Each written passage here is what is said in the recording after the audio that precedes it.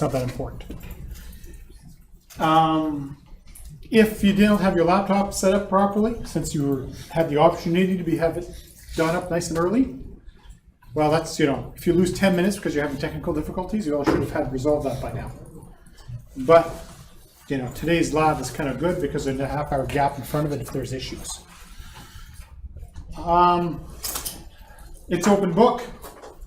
That means you're not allowed to ask, right? It's open book, yes, you can use whatever resources you want to help you figure out what the answers are, except you're not allowed to ask somebody else for help. Except, obviously, if you need me to clarify an answer, a question, I will do that. That's as far as it goes. This is the point of me testing whether or not you actually understand the language. Two, I've had in the past someone post to Stack Overflow and get an answer. I find you on Stack Overflow, like if I find that you've posted on Stack Overflow, and there are ways to find you, you're going to be written up for plagiarism. Because you're not allowed to ask. It's like cheating on an exam. What happens when you cheat on an exam? Usually you're shown the door with a boot. And it's usually a 1-year suspension if you're caught cheating. So if you post on Stack Overflow, or you go and I catch you Facebooking asking someone else for an answer, not be a good day for either of you, because you're going to make so much paperwork for me, it's going to suck. You're going to make lots of paperwork for Todd, and lots of paperwork for Andy. So don't cheat. Considering I make it open everything else, there's enough resources there. Final exam. You guys are in the gym, not in the cafeteria. The final exam, when you look at an access, it gives you 2 rooms, the gym and the cafeteria. Why? We have too many people for the gym. And we have too many people for the cafeteria between all the different sections. And thus, we've divided up the groups based on classes. Unless your teacher's name is Saif or Walter, you're not going to the cafeteria. You're coming to the gym. It's closed book. It's Scantron. It's 2 hours long. If I remember off the top of my head, it's 125 questions of multiple guess. 100% Scantron. Don't screw up your Scantron sheet. I've seen that happen. It is, as far as I know, December 14th at 1:30. Obviously, you know the rules, how it works in the gym.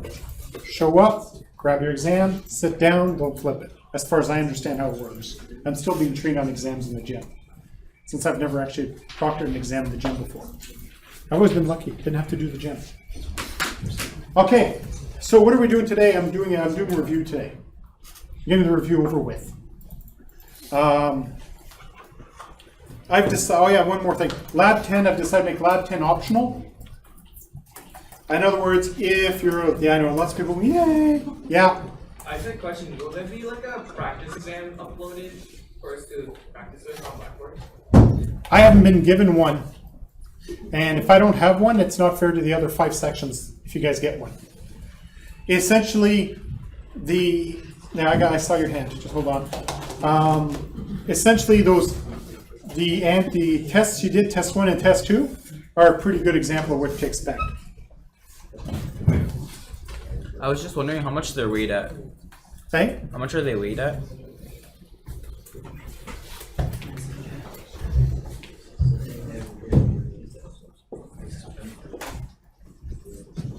Okay. And realistically speaking, how much time do you think the in lab should take? Realistically? Yeah. I've had a variety of people do it.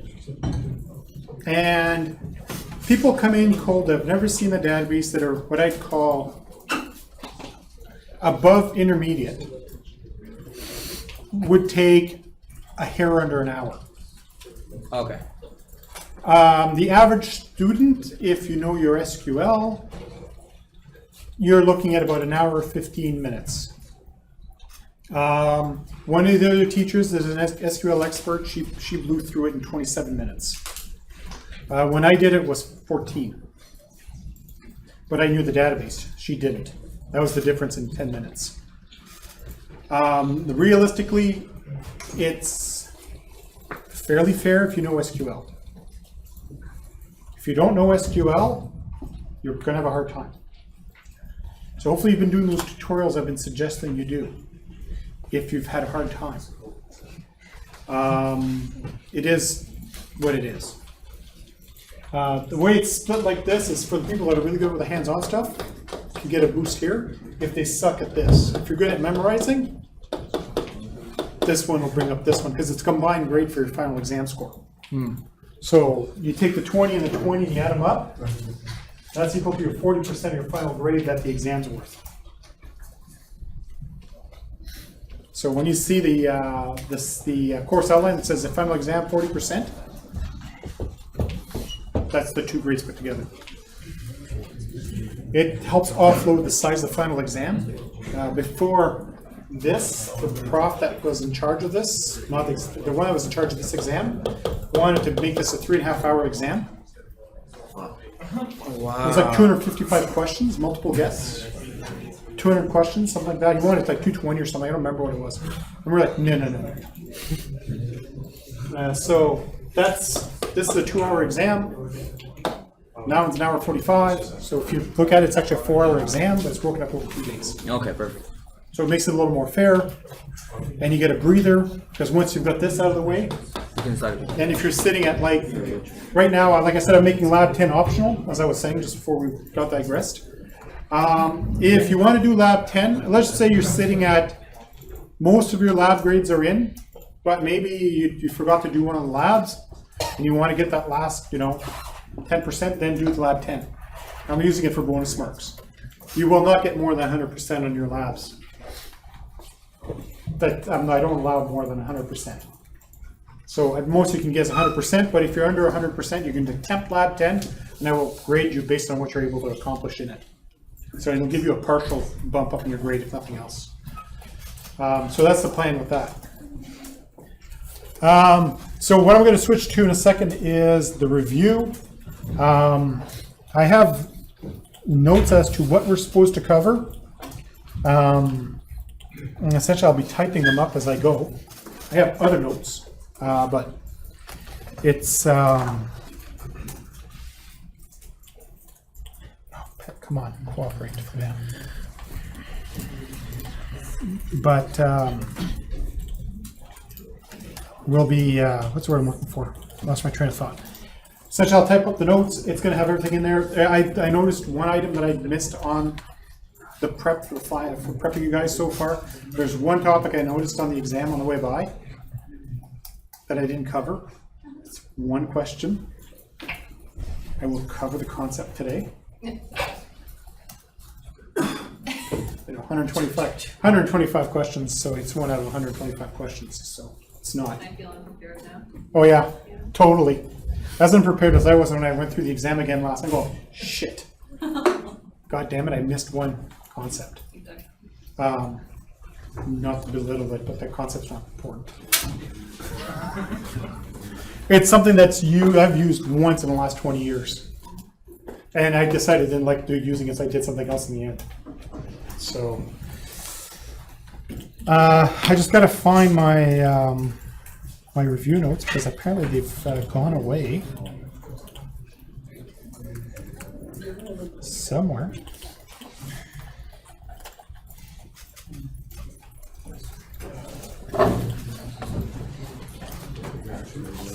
Okay, now I found it.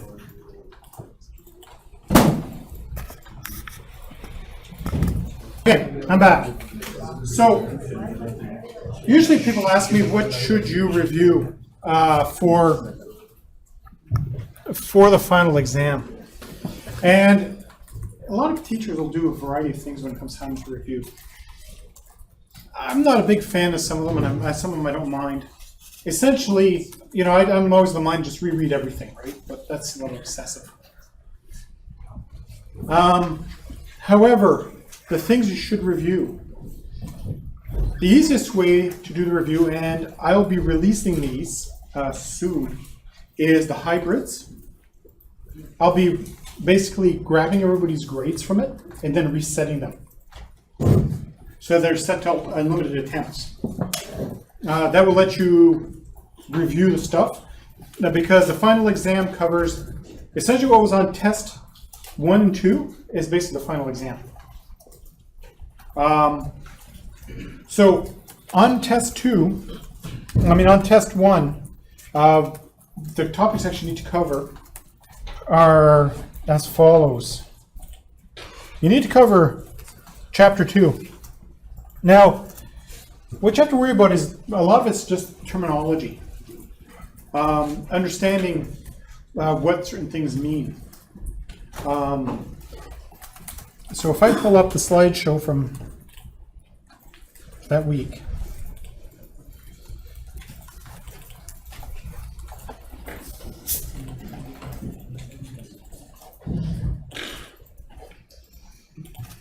All right.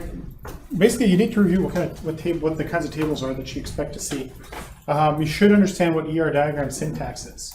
So what the crow's foot means, what the cardinality is. You should understand what the basic parts of a table are, including what is a primary key. That's just a little important. You should understand what certain data types or what kind of data types are used for what. The good news is we've managed to negotiate so there's no implementation specific data types. Because that textbook, if you've actually taken the time to open the textbook, you laugh, you'd be surprised. I can see how many people downloaded textbooks. I can see who grabbed their textbooks. I know for a fact 8 of you have not grabbed your textbooks. And 6 of you are actually showing up to class. So the 2 that didn't show up, they have an excuse. The other guys, not so much. However, in chapter 2, there's a variety of things that you'll find. And you don't have to worry about naming conventions. That's not important, so don't worry about that for the written exam. You should basically know what data types are used for. Because as I was saying in the textbook, if they use examples all the time about Oracle this and then SQL Server that, they mix match all the data types. Know what the generics are. In other words, know what varchar / character varying is. They are the same thing. Know what a date time or timestamp is. Know what an integer is. That kind of stuff. Know what a text field is, as opposed to a memo, which is the same thing. They're just different data type names for the same thing, but you got to know what the generics are, which is text, varchar, that kind of stuff. Understand what they are.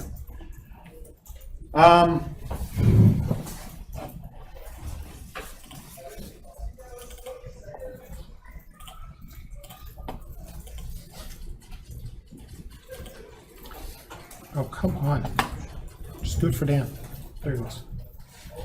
And now, for example, one of the big important ones you definitely want to review for the exam, just so you know. You want to review, as I said, the data types, which is going to be some of these. They're not looking for specific stuff. Probably you want to look more at the primitives. Those are the important ones.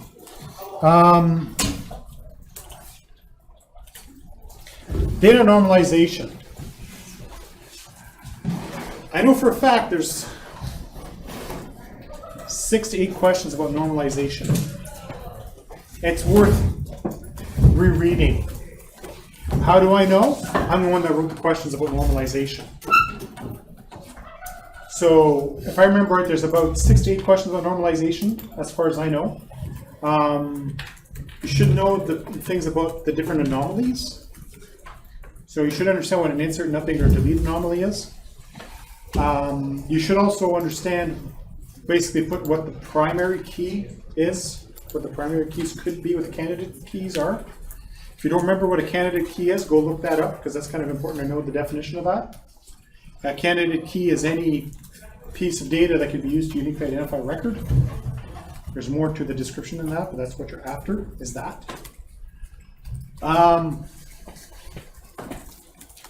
You want to understand the different steps. In other words, as you work through normalization, you want to know these steps. As in, you want to remove multivalidated attributes to be in the first normal form. Then you want to remove partial dependencies, transitive dependencies, and then your third normal form. The good news is, as far as I remember, there are no Boyce-Codd questions, so as long as you know up to third normal form, you're okay. There's no Boy Scout questions because some of the other teachers forgot to teach it. Or they weren't aware that it was supposed to be covered. We're going to go with they weren't aware. So essentially, as long as you know this part of the diagram and understand what each of these things are, you'll do fine on that section of the exam.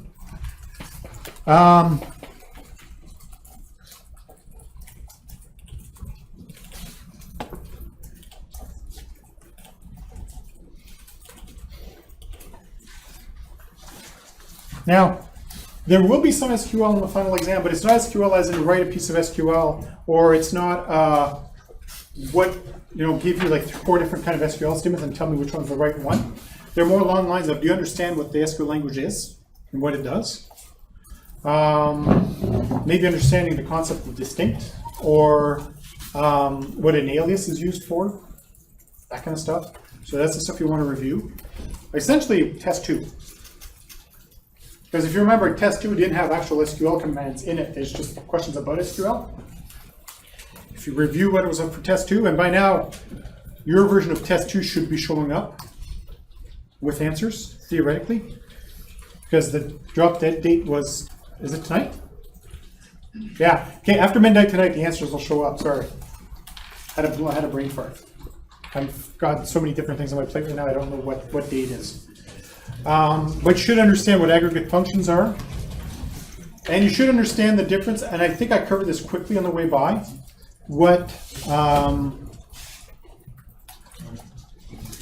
an aggregate returns one value versus if an aggregate returns a list of values, what the magic words, what they are.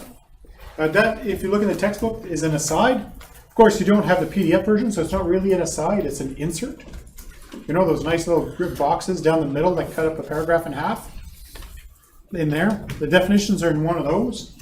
If it returns one row, it's a scalar. If it returns a list of values, it's a vector. Definitely pay attention to all those little green boxes, because there are topics about that on the exam. One of the profs likes making sure people understand the definitions, and that's what's in those green boxes are definitions. So read all the little green boxes in chapters 2, 4, 6, and 7, and then that section of reading for section 5, which would be, I think, was it week 7 I did that? Nope.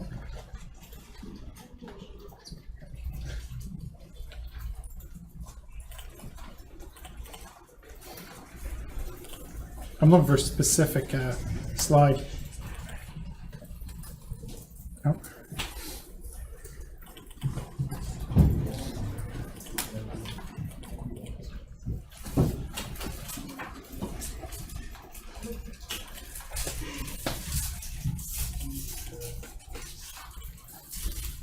Oh, there we go.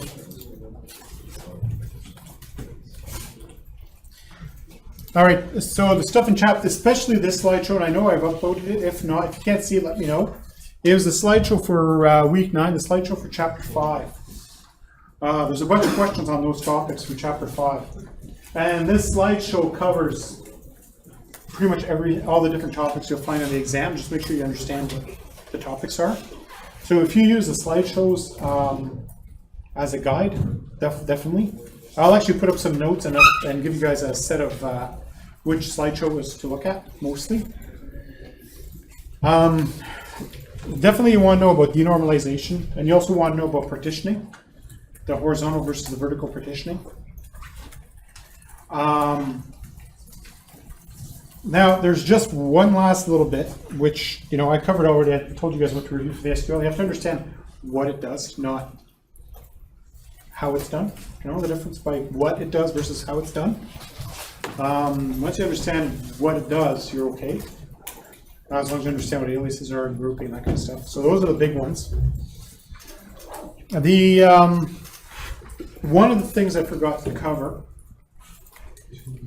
the one thing I forgot to cover, and it is possible to populate a table from an insert statement.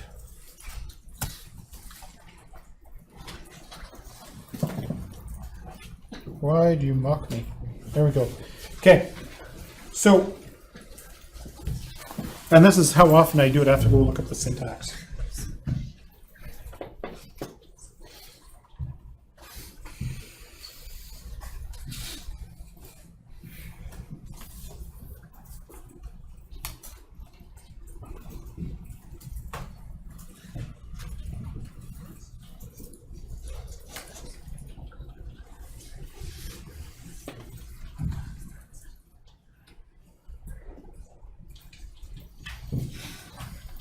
So, you know when I had you guys doing insert statements?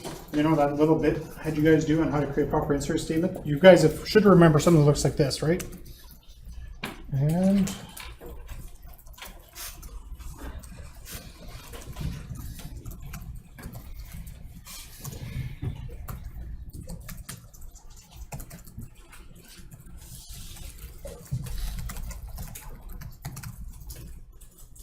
I know it's wrong, but that's fine.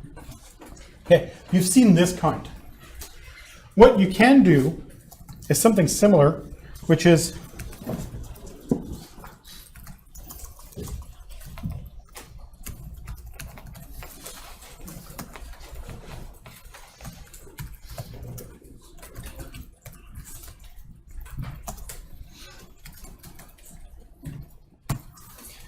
that.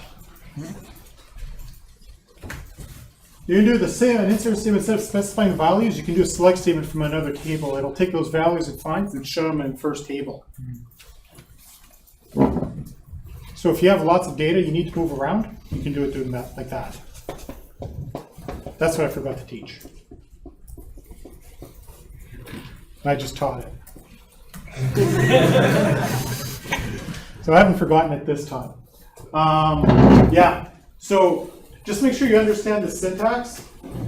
There's another one that's a create table from select statement.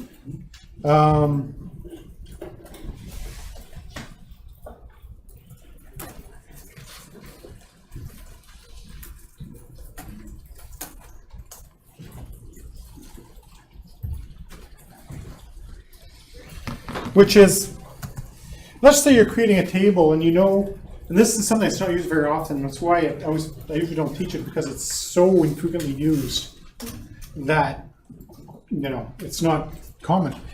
Now, this you've seen, right?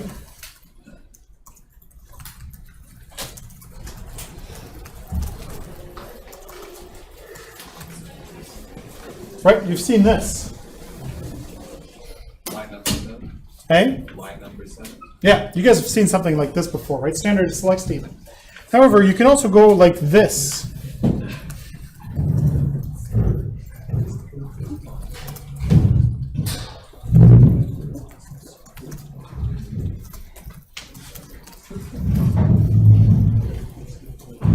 This into statement, what it does is it will create a new table on the fly.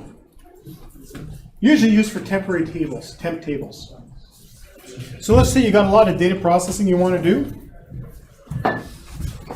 and you need to temporarily create tables. You can actually use a select into statement to create a table on the fly with a summary of one that you can then run against. It has its place in the world. Usually it has to do when you're migrating data from one system to another, because you need to update. You know, your company you work for bought out another company. Now you got all their data and you got to make it match yours. You could theoretically start making intermediate tables with their crappy data to make it match your fantastic data. Hopefully that's the way it works, not the other way around where your data sucks and theirs is great. But those are the two statements that I can teach. And that's about it. I mean, those two, you guys can experiment with those to your heart's content. It's not rocket science. Theoretically, that trade show leads table, if you really want to try this, you could do it from trade show leads. You know that lab where I say which ones are the ones that are missing? You could theoretically build that with that, so then you no longer have missing. Or you can also do this also if you want to experiment, create temporary tables. All right. So, in review for the review, the selected readings I've listed for you guys for Chapter 2, Chapter 4, But whatever little bit of chapter 5 I told you to read, chapter 6 and 7, the selected readings, just review it, reread it, whatever way you choose to study, because not everybody studies the same way. You know, some people are auditory learners, so get somebody else sit there and read it to you. You'd be surprised. So, that. Now the next thing I'm going to do is I'm going to do the part of the practice practical for you guys. So you know how I put up the practice practical last week? I'm actually going to do some of the questions from it, so that you know there's more than one way to come up to an answer. You'll see some of the answers that will come up. Just so you know, the real practical doesn't look anything like the practice practical. Just the questions are the same concept of questions, but one is customers and one has to do with airplane data. Now the data is completely different, but SQL is SQL is SQL. So I'm going to go through some of those, and hopefully everything just works for us.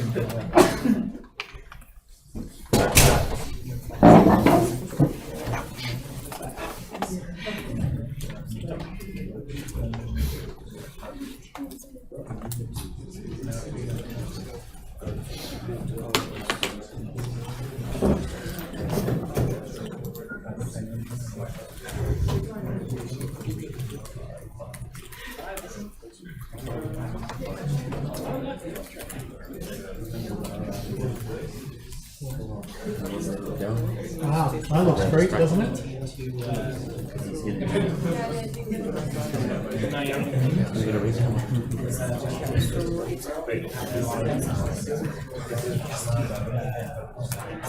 Okay, this was the practical. And my camera's just stopped focusing. There we go. This was the practice practical. Just so you guys know, this was last year's practical. So last term, whoever did a practical exam, this is the one they got. So this was a real one. And difficulty-wise, it's comparable to the one you have now, except the new one you have now no longer has unfair questions on it, I've been told. Because some people thought some of these questions were unfair. That's too darn bad, like I cared. The new exam has its own little quirks. Just so you know, is Postgres case sensitive, yes or no? Yeah, okay, remember that. Make sure you understand the concept of distinct rows of data. Why? Because there might be duplicated data in there in places. And therefore, if I want the values, I want the unique values. All right, so the first question was, what is the largest order total? Back then, everybody got the same first two questions. Why? Because I reused the content of these questions elsewhere. So yeah, other questions would refer to one you did earlier. The new one does not have this setup. The first three questions you get are random out of a pool, but they fall under the easy category where there are no joins involved. It should be a single value. There's a couple of different ways of handling it. So what is the largest order total? Now this test was a tricky one because there was an order total field on orders, as well as you had to add up the order lines. And in some cases, the sum of the order lines did not add up to the order total.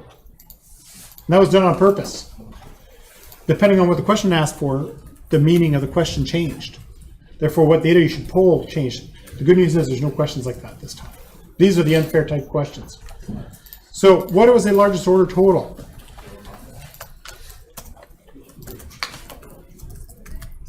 Right, I could just do this. And then you'd see, and my typing sucks. That's nothing new. 10,000 rows. As you can see, some of these had empties. So there was all kinds of gotchas in here. Now, what are some of the ways you could solve this if you're looking for the largest order total? Pardon? Sort it. You could sort it.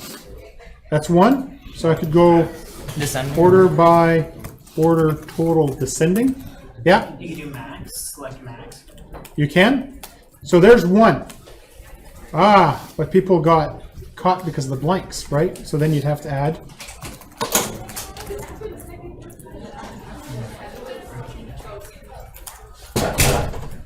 Actually, it should be is not null. Now if I run this, you end up with this number here. Okay? That was one way of doing it. The other choice they had was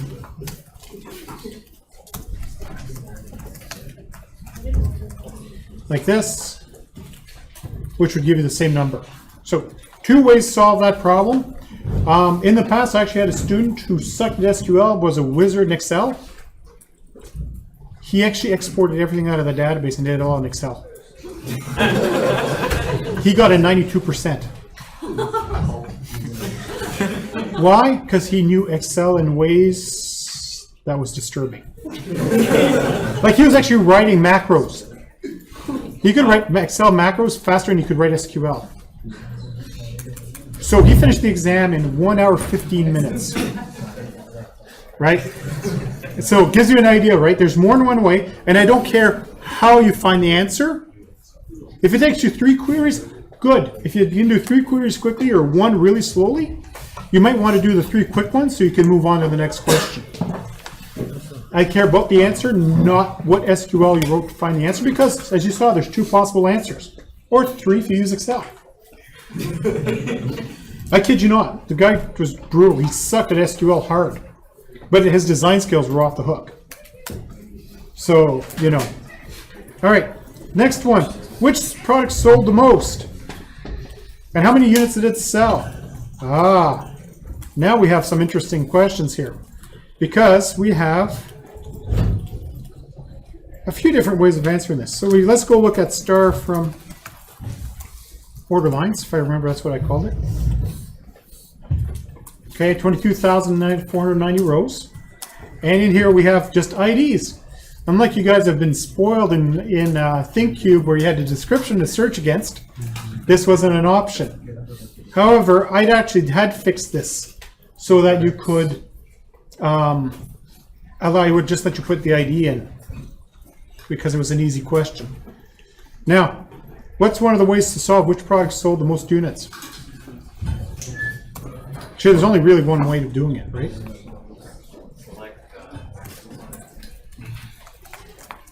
You add the quantities, and you do this, and I need to go.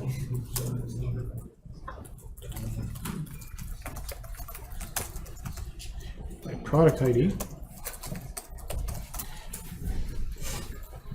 Now I'm sorting my product ID first. Now as you can see, all the numbers are really close. It gets a little challenging. So what we can do is we go sum it. We order by the sum. At this point in time, everything's useless anyways because the order doesn't tell you what product it is.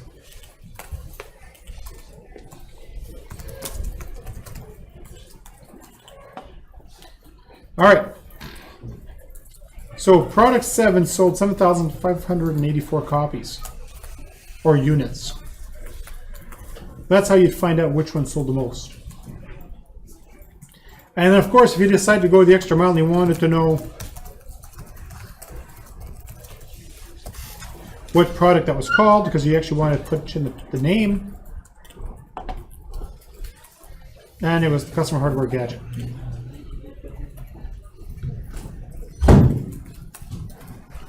All right.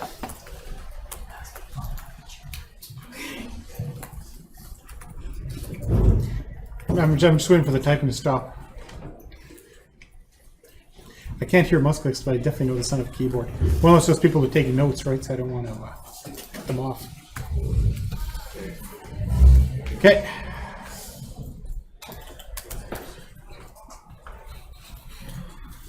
Now, this one had a block of random questions in the middle, just like you guys are going to experience. These came out in random order, and there was no difficulty associated to them. They ranged from moderate to a little bit more than moderate. And sometimes people get really lucky and they'd all get the moderately hard ones. And then they had the poor suckers that got all the hard ones. But that's life. That's life, though. I mean, life happens that way. So What is the smallest order total greater than 0 for orders that have Doohickey Master Edition 2.5 in it? Okay, now, there's a few ways to go sort this one out. So we're going to select everything from products. I'm going to do the lazy way. The multi version. Doohickey Master Edition 2.5 is ID 4. Put myself a note to remind myself.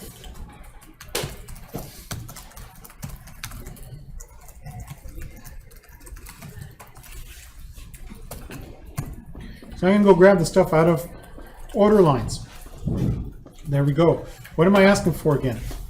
What is the smallest order total that is greater than 0?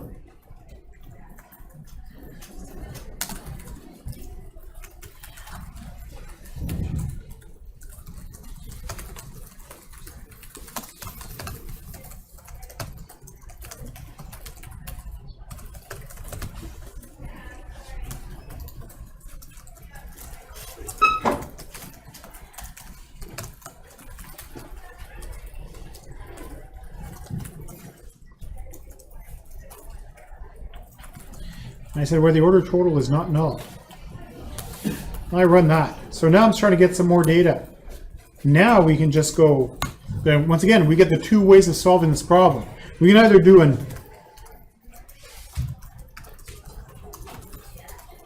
like such, which we sort, order total is 0. Oops. So then if you look at the question, it says greater than 0. Oh, we got to fix that.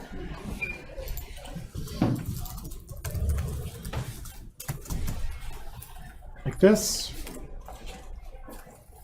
$7.20. That was the answer. Of course, you could also just turn around and go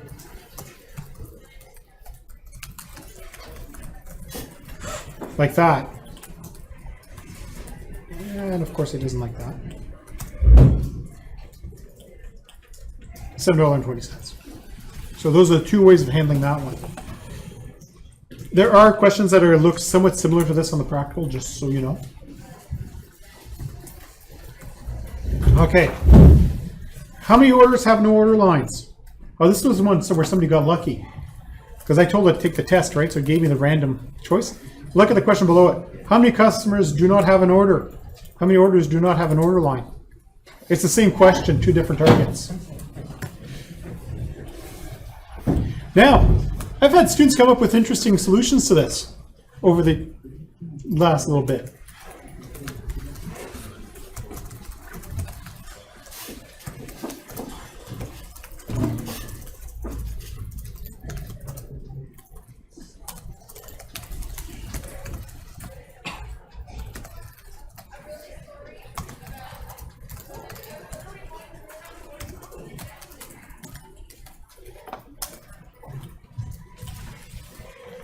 $18 rows. So this is select star from customers, left join orders on order, whatever, where the order ID is null. This is a left join, then I'm filtering out all the ones where I'm filtering out to just the ones that don't have an order ID. Thus, those are the ones that customers that don't have an order. And that was one solution. I had another solution where one of the students did this.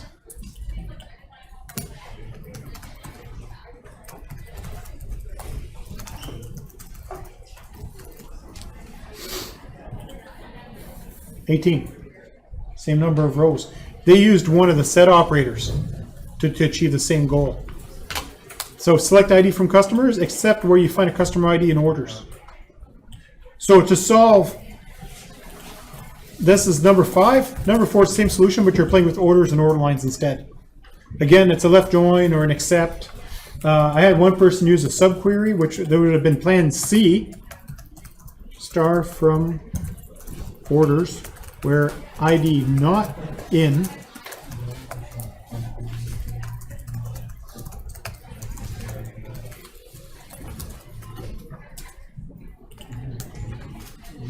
I run that one, and that would have been the same thing as for the orders, not the customers.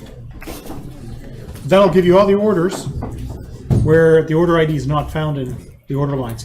So there's 3 ways to solve that set of questions. So if you get a question that reads along the lines of how many don't have this, so if there's left join type questions, there's 3 ways of doing it. You can do a left join, you can do an except, or you can do a not in. The joys of SQL, there's more than one way to skin a cat. It's better than skinning a rat. All right, how many orders were placed for customers in the city of Ajax? Again, there's 2 solutions to that.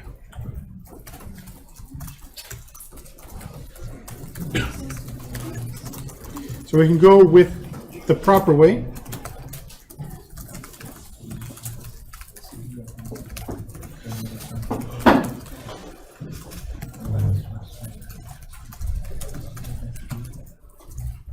Actually, I'm just going to go straight up because I know it's right. Like that. So,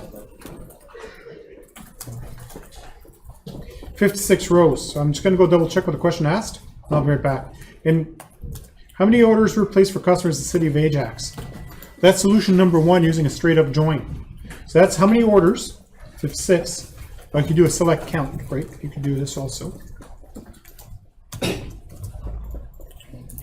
56. Now let's just say you're one of those people that can't cope with joins.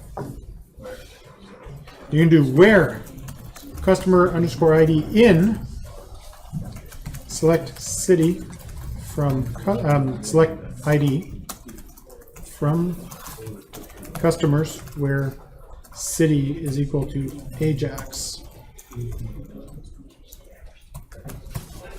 And you do it the subquery way. Again, 56. These 2 are equivalent to each other. They achieve the same goal. I think they run at about the same speed. If I run this, 11 seconds. If I take that off, and I do this, it's 56, 12 seconds. It's the same amount of time. Those are 2 ways of solving that question. How many customers have a name that start with Ginger? I think you guys should know how to do that, right? I like Ginger %, because everybody likes Ginger because they have no soul. You know that joke. It's been around forever. I'm sorry if there's any Gingers in the room. I don't think there are. I think it's the first time I've ever had a class with no Gingers in it.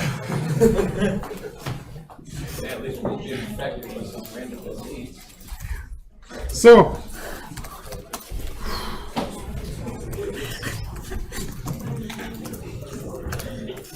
the next one was, in what city was the largest order placed? Do you remember earlier when I asked you guys to pull up the largest order by order ID? Right? And I'm typing in the wrong place. Select star from orders. Order by order. And it's orders. That's why it's not working. Order total. Ascending. Actually, descending because I want the biggest one, right? And go. Then, of course, I got to exclude those ones.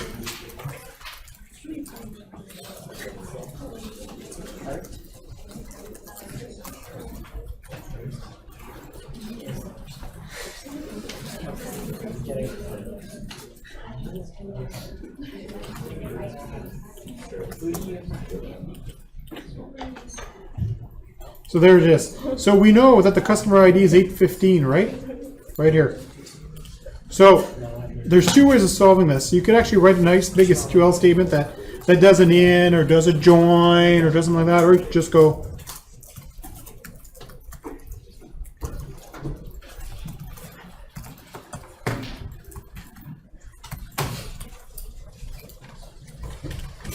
and there it is. Very cool. Quebec. So that's the lazy way of handling it. That's perfectly valid. Or you could do a select star from customers, join orders, sort by that, and you'll still get the same thing at the top.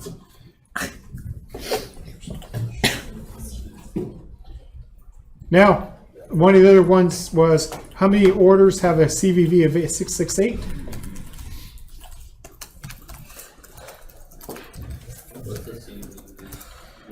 I'll tell you in a second.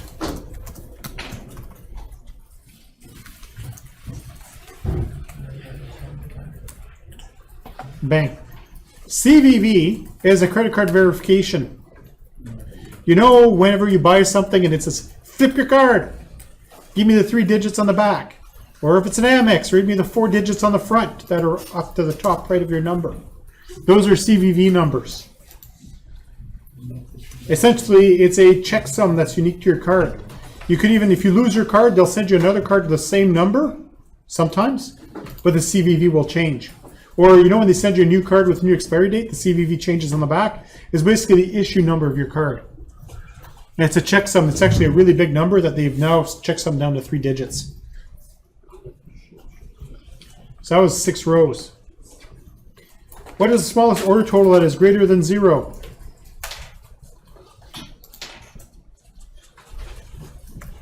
I think we had a question that was almost exactly like that already.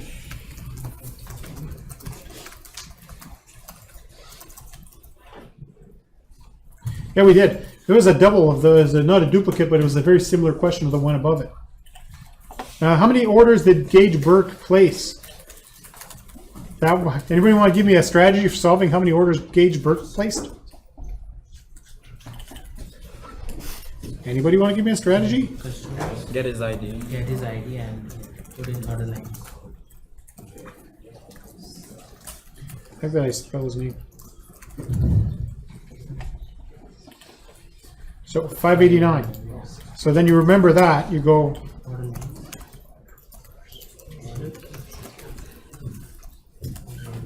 589. 2 rows. So you place 2 orders. There it is. How many customer orders contain doohickey 2.5? So again, what's the strategy? Doohickey 2.5. So it's ID 2.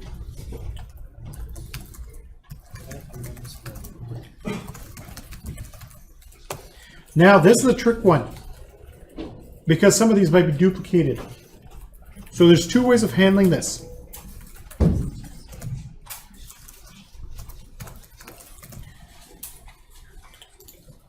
How do I find out what I want the unique values that are being returned? If that rings a bell, it's called distinct.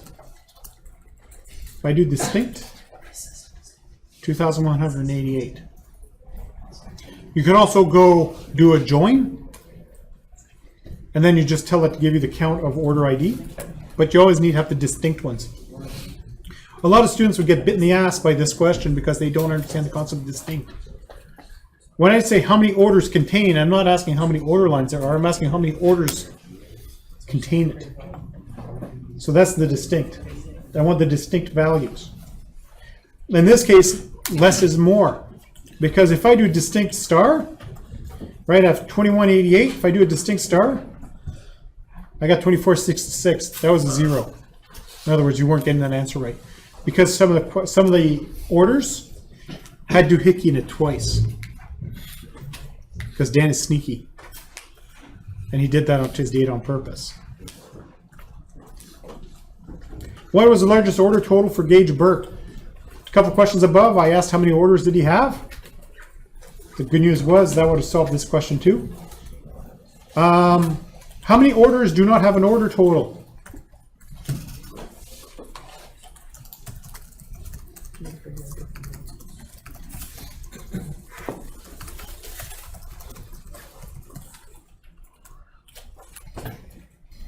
This is a question that forces you to understand what's being asked. Is an order total of 0 the same thing as a null order total? No. Therefore, if an order says an order total that has no order total, that means give me the ones where it's null. If it's 0, well, that's an order total. Whether it's right or not, it still has an order total. And then we got to question 15. Yeah, this one was good. This is one that people said that wasn't fair. Because that was worth 1, 2, 3, 4, 5, 6, 7, 8, 9, 10 points out of 15. The problem was, even if you got the query wrong, it was possible to get some of them right. Or you could run it as 10 separate queries. It's time consuming that way, but it could be done. I had people do it all kinds of ways. So what is the average sell price for each product?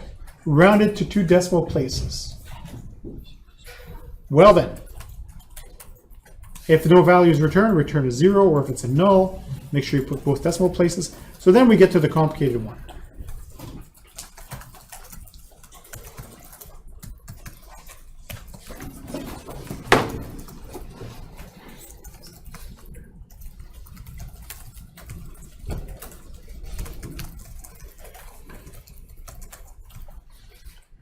Okay, so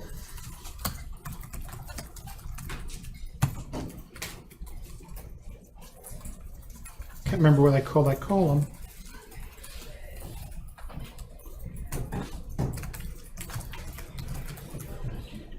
Okay, I'm just gonna go pull up someone because I don't remember what I called the column. Sell price.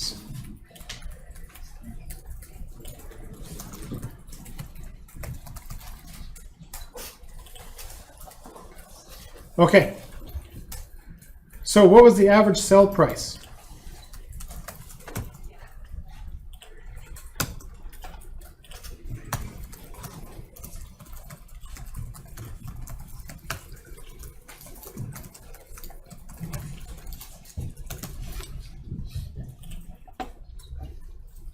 So far so good.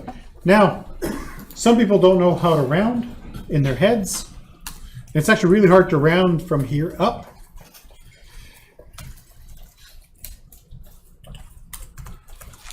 If you throw in the round like this, that was the answers. So what did they do after this? They just literally just typed in the answers one after another. Some people actually take the time to actually run it as whatever, 9 different queries, one at a time instead of doing a join. And that's all there was to it. It really, a lot of people hit that question like, oh my God, it wants 10 answers. But there's actually more than this. If you go,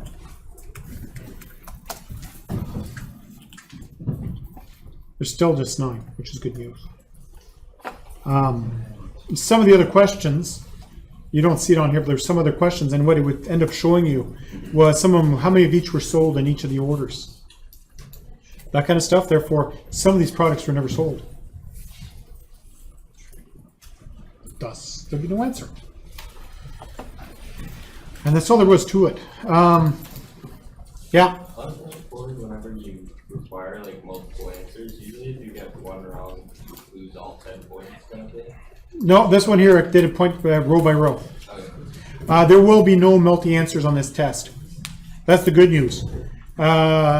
You know, I had a lot of complaints about the multi-answer ones because if you got one wrong, you probably got the other one wrong, and so it was 2 points gone. And I could almost see that, but not quite. So this time I made sure it was one question, one answer. And it cares about your rounding, so make sure you get your rounding right. Because if you don't get your rounding right, it's not going to go well. Okay. So that was me going through the old practical. So I covered the old practical in what, 20 minutes? And I can guarantee I haven't written these questions in years. So, you know, if you know the SQL language, you're fine. Yeah? Your question 15 was different than mine. Could I just see it again? Yep. What is the average sell price for each product? Which one did you get? What was the total line total for each product that was sold in the largest order? Yeah. I got it right. I just Yeah. wanted to make So sure you'd that I find the largest order, Yeah. and then you'd add the line totals. Yeah. Which is almost the exact same question. Right. Actually, out of the multi questions, that was the easy one I got. Yeah, I thought it was easy too. They're all easy. It's just that question was designed with a purpose in mind. It was to overwhelm the student. No, really. The point was it looked like a really hard question, but it wasn't. It was, could you parse the fact that it's not a hard question past, because I'm asking for so much information, it looks hard. But it's actually easier than some of the other questions. It just looks hard. Is there any triggers or anything? Nothing. There's no diagrams, there's no triggers, there's no views, there's no indexes. Pure SQL. Start to end. Question in my practice test, and Okay, what's the question you got? what was the total line in the store total for each product that was sold in the largest order? Turn it around. I suck at hearing things. What was the total line total for each product? Yeah, that's the one he got. Can you So give us an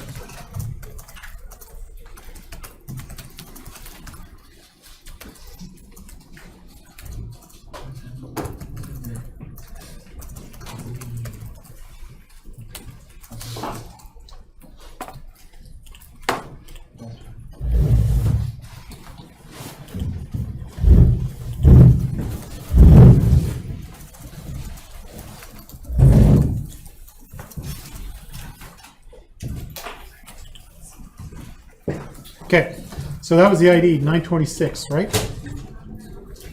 So if I go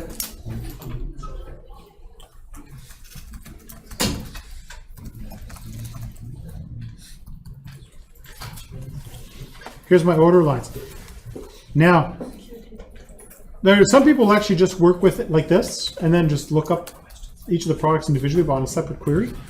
But if I actually were to do it properly, let's say,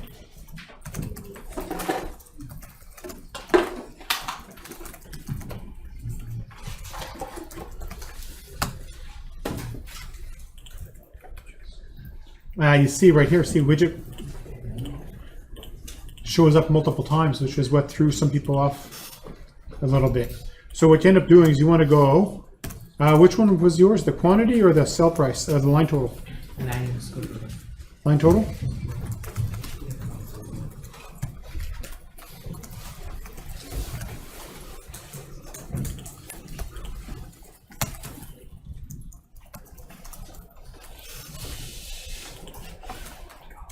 There it is. As you can see, this only has 5, doesn't have 9. You could theoretically put it through in a left join, and I still don't give it to you, so that's okay. Depending how you write it, if you end up with a left join or a right join.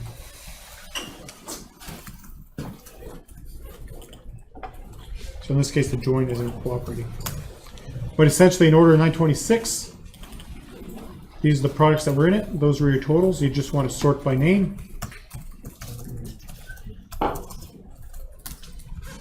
So at least it was in the same order it was up on the screen. And the answer was, if there was not in the order, you put in a 0. There are no questions like this on this test. But these are good to practice with, because it covers a bit of everything. All right. So, that having been said, I'm going to point the camera one more time at the board with the dates.